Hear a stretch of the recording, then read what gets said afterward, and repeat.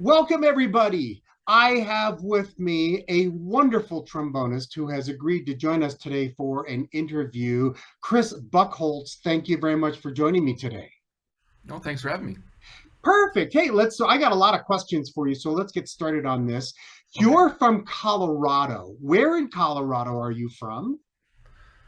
Well, Boulder, Okay. um, but I was born in Detroit, and when I was 8 years old, we moved to Boulder. So yeah, I grew up there, and then when I was in high school, we moved to Philadelphia, and actually graduated from high school in Philadelphia. So Oh, lived okay. a lot of different places when I was a kid. Okay. All right. So where in Philadelphia did you graduate high school? What part of the city? Well, it was out the main line, so it was Radnor Okay. High School. Okay. Yeah. So you attended after high school, you Mhm. attended the University of North Texas for 2 years, but then Mhm. transferred to Wake Forest and graduated from there. Mhm. So how did that come about? Well, I obviously went to North Texas for music. That's one of the, if not the top jazz program in the United States, even back when I went to school in 1984. And at that time, basically the system in LA was starting to shut down. Um, and so we had a lot of famous musicians come through and look at all the students at North Texas and say, where are all these people going to work? And so I said, gosh, I'm probably going into a dead end career here, so I'm going to become a pre med. And that is when I transferred to Wake Forest University. Oh goodness. So you transferred to Wake Forest to pursue a degree in medical and obviously you said pre-med, so Hmm. obviously you were going to be a doctor or you were going to pursue medicine of some sort. Yes, that's correct. Oh, well, okay. I had no idea about that. Yeah. So when you graduated from Wake Forest, what was your degree in? My degree was actually in music. So Okay. I went to Wake Forest. My dad was a musician, and he said, you need to go to a good liberal arts school. So I said, okay, great, I'll go do that, and transferred to Wake Forest. And I found out, well, gosh, if you take the core science classes that they require for med school, you can basically major in anything. And at this time in North Carolina, I was gigging all over the place. I got in with the main musical contractors in North Carolina, and so I was working as a professional, even though I was going to school and taking these pre med classes. So yeah, it was kind of I mean, really, it's a very tortured route to a music career because a lot of people, they go in a straight line from, I want to do music, and they do that all throughout undergrad and grad school, and then they become professionals at some point. And for me, it took me a long time to figure out what I wanted to do and commit to music.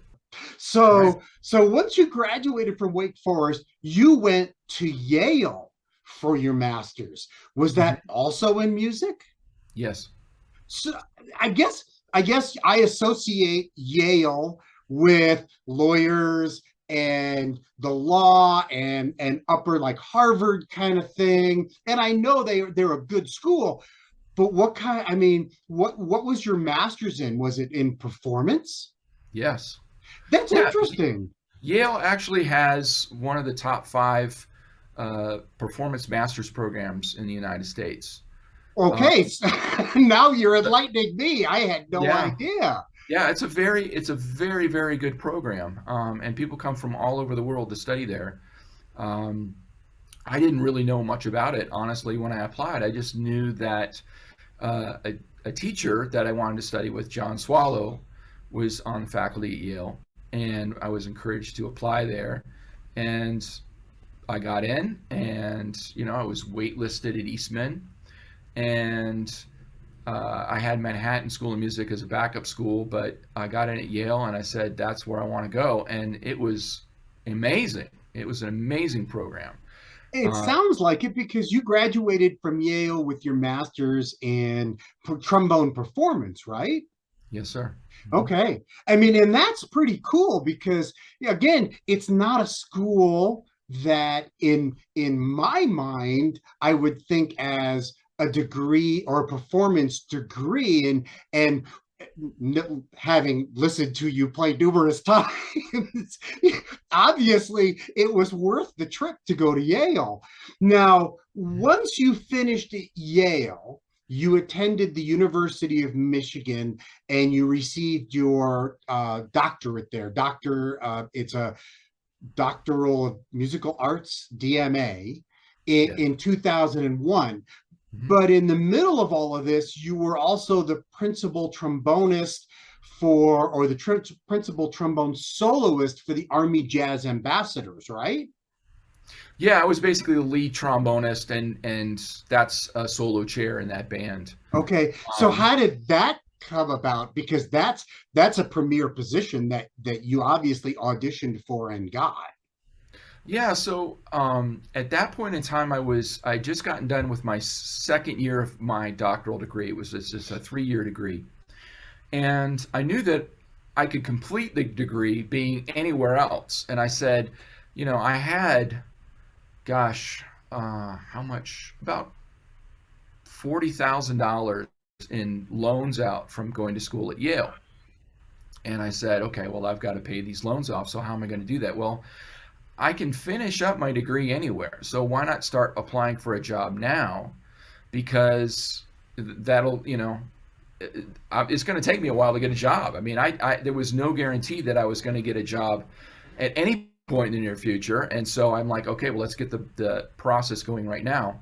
And so I auditioned for the Airman Note and was the runner-up for that. And then I had a audition with the Jazz Ambassadors about 2 or 3 weeks later and won that job. And for the good thing about the Army was that they paid off all my school loans. I would not have gotten that if I had gone in the Air Force. So I was very fortunate to get that job and start working for the Army. So let's talk about your DMA from Michigan. Mhm. It was in performance.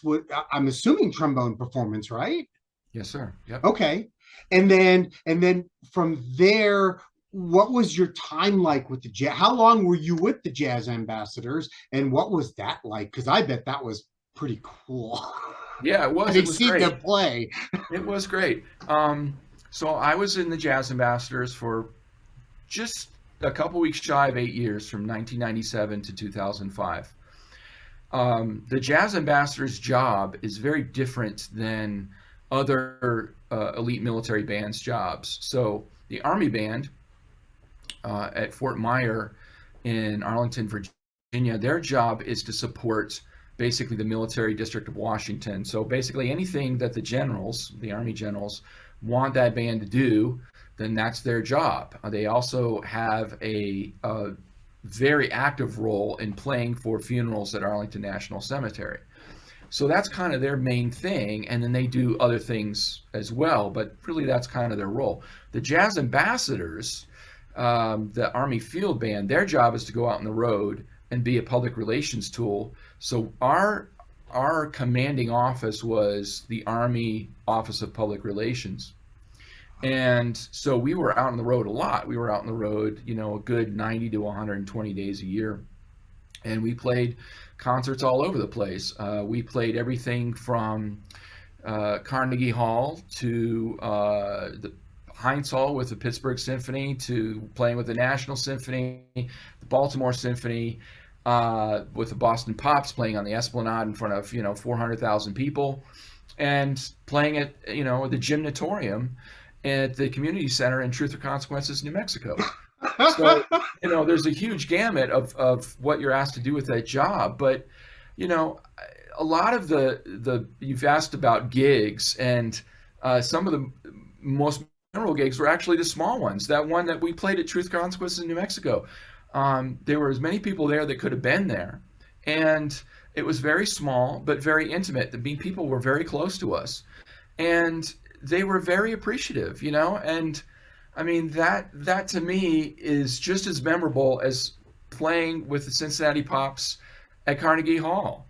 Or another great gig was and memorable was playing in Lubbock, Texas, and it was the springtime, and it was very windy in Lubbock, as it can get there, as between Mexico and West Texas.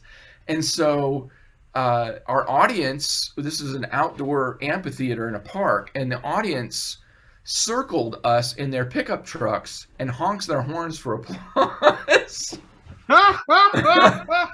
Oh, that's good. Yeah, I like it was that. great. Yeah, And you got so, to I mean, tour. You got to tour all yeah. over the world with that band, didn't you? Actually, we did not. Well, we did a little bit overseas. I take that back, but mainly it was lower 48 states. Okay. So But I've been in you every said you single were state. yeah, and you said you were on the road 100 up to 120 days out of the year, which, for someone who's never been on the road, that's a lot of time to spend, and that's a lot of travel, and they take care of you. I assume they take care of you when you're part of the jazz ambassadors, and they Yeah. make sure that, I mean, you're getting paid and you're getting paid to play, but the opportunities that present itself were probably pretty amazing. Well, yeah, because you're performing public concerts, so Mhm. it really is the closest thing in the military to the old road big bands. Yeah. You're playing at a different place pretty much every night, and you're traveling a lot. Now there are limits the Army has on the amount of travel you can do in a day, so we weren't doing, all night bus trips and traveling, 500-600 miles in a day. You can't do that in the Army, but we would go, several hundred miles a day. And again, you never knew where you were going to play. You could be playing in a high school gymnasium. We did that a lot. We could be playing in a very nice auditorium in a large city. We did that a lot. It just ran the gamut. And so it was a great experience musically, because it's not like a band that's rehearsing and then they go home, or some of those bands, it was a lot easier than the Jazz Ambassadors. I mean, some of those bands, they rehearse only when they have a gig, They may not rehearse for a month at a stretch. I mean, that's great time-wise, but it's not so good for band cohesion. But No. for the Jazz Ambassadors, I mean, you're playing together all the time, and you're literally living together for a good stretch of the year. And so the energy that band had, the live performance energy that band had, was just incredible. Yeah, I bet it was. And I bet that was absolutely wonderful. So from 2006 to 2013, I want to make sure I get this correct. You were the associate professor of trombone at the University of Northern Iowa. So I'm taking it you were the primary trombone teacher there. Is that correct? Yes. And did you have any other duties? I mean, did you teach any of the bands? Did you work with any of the jazz bands? Were there anything particular that you did besides just teach trombone there? I taught trombone. I taught like an intro to music class, music appreciation class. I did that for a number of semesters. And I would teach low brass techniques. So basically a euphonium, trombone, tuba class for the music education majors. Okay. So those were my duties. But the bulk of my teaching was teaching applied trombone. Okay. And the University of Northern Iowa is located where in Iowa? It's located in Cedar Falls. Okay. Cedar Falls butts right up against the town of Waterloo, and that they are both about 40 miles northwest of Cedar Rapids. Okay. All right. Yeah, it's very, very, actually, a lot of people don't realize Iowa is a very, very pretty state. It has a lot of good qualities to it. Sure, it does. So in August of 2013, you became the assistant professor of trombone at our wonderful University of New Mexico. So why New Mexico? Why UNM? What persuaded you? What was the idea of coming here? Well, there were several things. I mean, I loved the job at Iowa. I really did. I loved my colleagues and I loved the students there. But the winters were brutal, absolutely brutal. And so and my wife is from Georgia, so there was a push to get out of Iowa and get a job somewhere else where the weather might be more clement. And you know, it's not easy to get these jobs, these professor jobs, in any instrument. You're competing against maybe a couple hundred people, and most of them are going to have doctorates or highfalutin careers. So, you know, I applied for jobs probably for about 5 years before I landed this one. I was a finalist in many jobs, but this one came together. And, you know, I grew up in Colorado, so I knew about New Mexico. I visited New Mexico as a kid. And so I knew the climate. I knew a little bit about the culture. I knew there were mountains that we could hike in. And that was great. So it, you know, it all came together, and we are, you know, it's a cliche to say you're blessed, but I'm very blessed to be here. So let's talk about a couple of your CDs, because actually three of your CDs that you have made as a leader under your own name. The first one was a 2006 jazz release, and that one was called Muse, right? Okay. And the second one was a classical release, and I don't want to burn it. So why don't you tell me the name of the title, please? Oh, it's okay. It's called Alla Albanese. Okay. And that is a classical CD. And Mm-hmm. then you released in 2011, or 2015, sorry, you released a double CD. And this is the one I want to talk about. You released a double CD. It's a classical and a jazz double CD called Versatility. Now, I listened to it, and oh my goodness, it's amazing. Not only are all the jazz tunes great, but your versatility, using the title, using your versatility of being able to play both the jazz and the classicals, absolutely amazing. Tell me how that CD came about. Well, that CD was a dream for a lot of years for me, honestly. I had, you know, I've obviously made my genre-specific jazz and genre-specific classical CDs. And so that's really, you know, it was really kind of a dream of, I want to do an album that has both together, and let the chips fall where they may. And so I wrote a grant as soon as I came here to UNM. I wrote a grant to put this CD together, and was awarded that grant, and was fortunate to have the support of our director of bands, Eric Rambach Kendall, who helped me record a couple tunes with the UNM Wind Symphony. So that was possible. And then later that summer, I did the recordings with piano for the classical literature, and then I recorded the jazz tunes.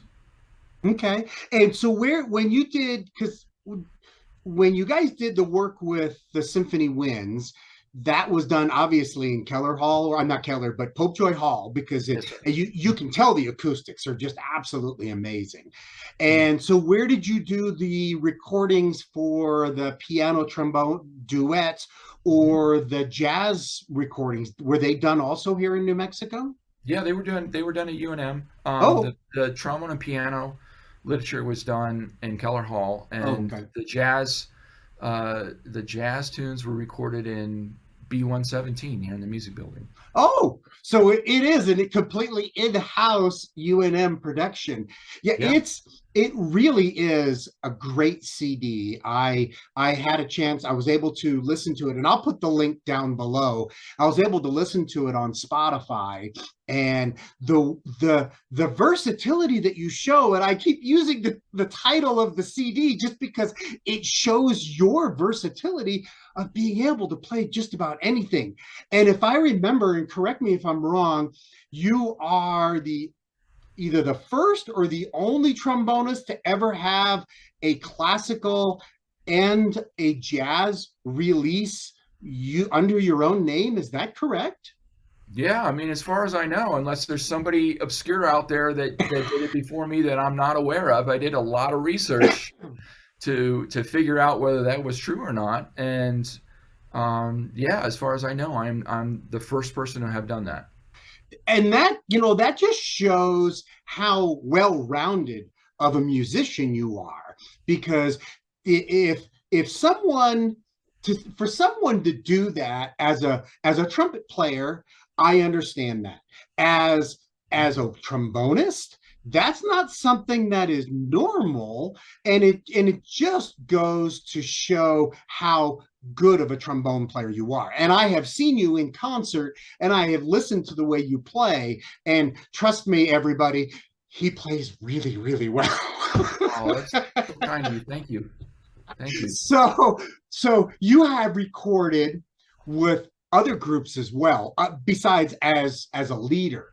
Do you have a favorite recording session besides your own that stands out in particular?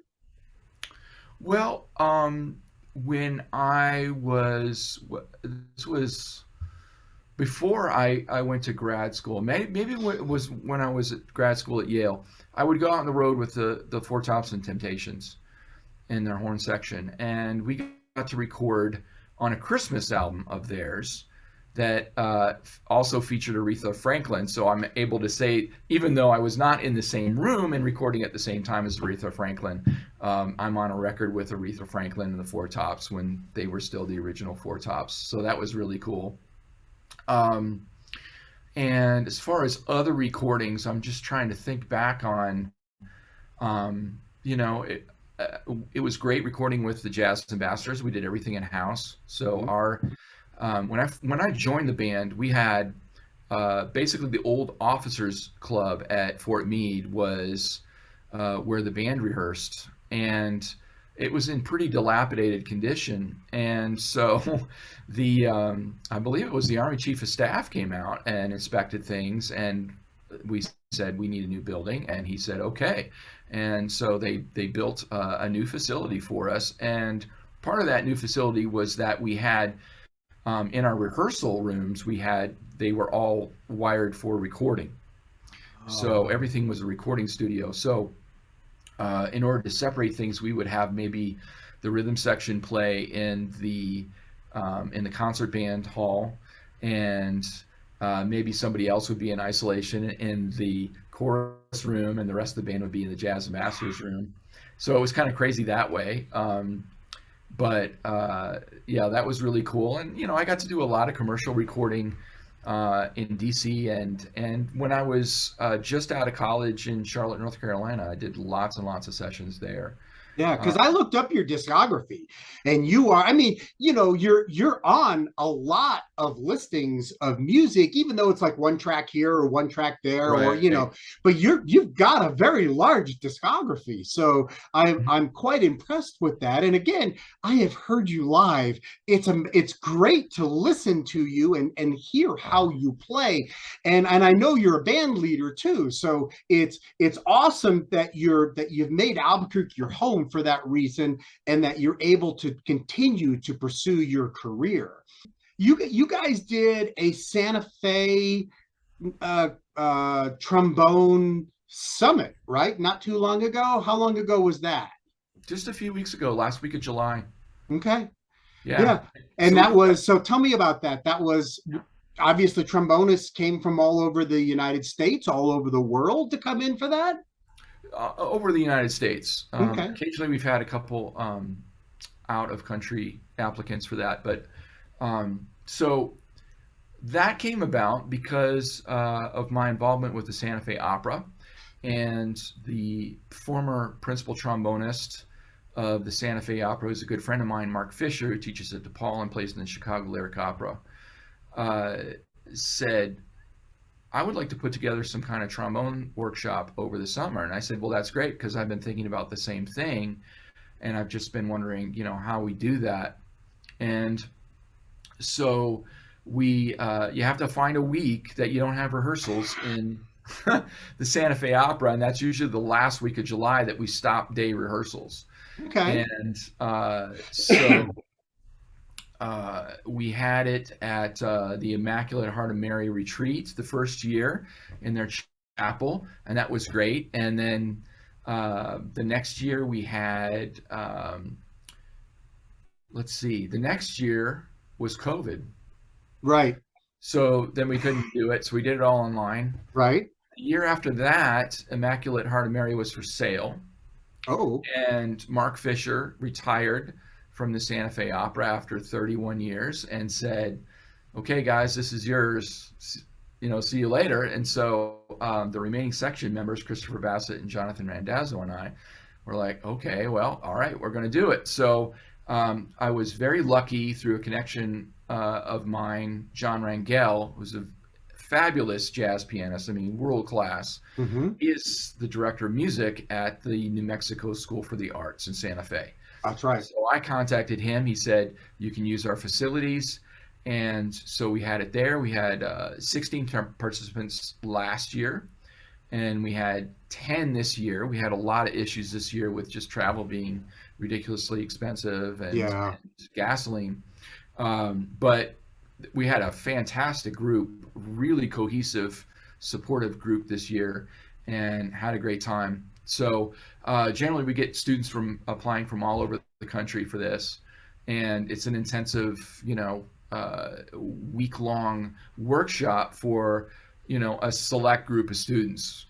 We don't want it to be, a huge event. We want it to be really more limited in number so that we can spend more individual time with the students. Well, that's awesome. I think that's a great addition to the workshops that you do, and then it helps people who are, and when you say students, I'm assuming it's like high school students, college students, that range are the ones that this is basically designed for, right? Sure, but we also allow auditors, so people who aren't like full participants but are there to observe, and we'll get people my age showing up for that, and so it's primarily geared around the participants because that's the bulk of what we have. Right. We have very few auditors, but we will get some adults coming in as auditors, people who play at an amateur level or a professional level who are in other places. Okay. Well, that sounds like it would be a lot of fun. Well, I'll make sure that I try to put something down below and a link so that people know about it. Oh, great. Thank you. So you perform locally with the Albuquerque Jazz Orchestra. You've performed with other groups as well. I actually saw you perform with Bobby Shew in May, which was an amazing concert. That was absolutely wonderful. Oh, I was sitting in the audience and I was just floored with the high quality of musicianship that was coming off of that stage. But so who else besides the opera, because I'm going to get to that in a couple of minutes. So who else do you perform with here locally? Is there any other groups that you play with on a regular basis? Yeah, I sub out to the New Mexico Philharmonic regularly, and then I play with Opera Southwest regularly. Okay. Those are two of the big ones. Santa Fe Symphony too, I'll sub out to them. So those are the main groups. Honestly, I do a lot more classical playing now than jazz playing, and it's not really by choice. It's really just kind of where the gigs are, and there's a lot more work that way than there is for jazz groups. I'll go over to Bobby's house once a week, and we have sessions, and maybe we're rehearsing towards a gig or not, but I'll go over there and do some playing. But yeah, as far as a regular jazz thing, I mean, I suppose I could do that. It's really a question of time and money. Well, yeah, and you still have a job as an instructor at UNM. So let's get to the one that I want to talk about. You are, I don't know the exact position. I know you play with the Santa Fe Opera Orchestra. What is your exact position? Are you the acting principal, or are you I'm the acting second player. You're the acting second. Okay. Yeah. So you are the acting second player, not the principal. Mm-hmm. I'm assuming you're going to be the second player on a permanent basis soon. I mean, what is your exact job description there now, and what are you hoping for? Specifically the Santa Fe Opera. So I told you that Mark Fisher retired after 31 years as principal trombone.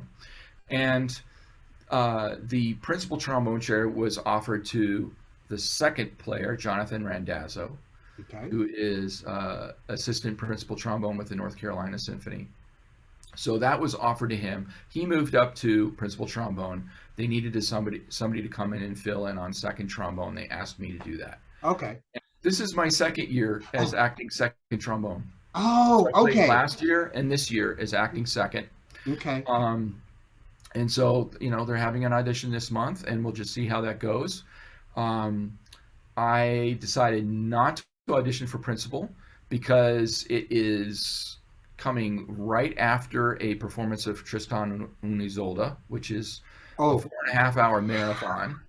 And the audition starts in the morning. And so I would have to, go to a hotel and get, maybe 5 hours of sleep and get ready to play perhaps multiple rounds the next day. And I just said, I know myself well enough, that's not going to go well. That's just not how I function. And so we'll see. So I don't know what's going to happen. But if this is it, I've enjoyed being in the section immensely. It is an honor to be in that pit. Everybody is great. It is an incredibly supportive group. It is the most friendly and supportive orchestra I've ever been a part of in any context.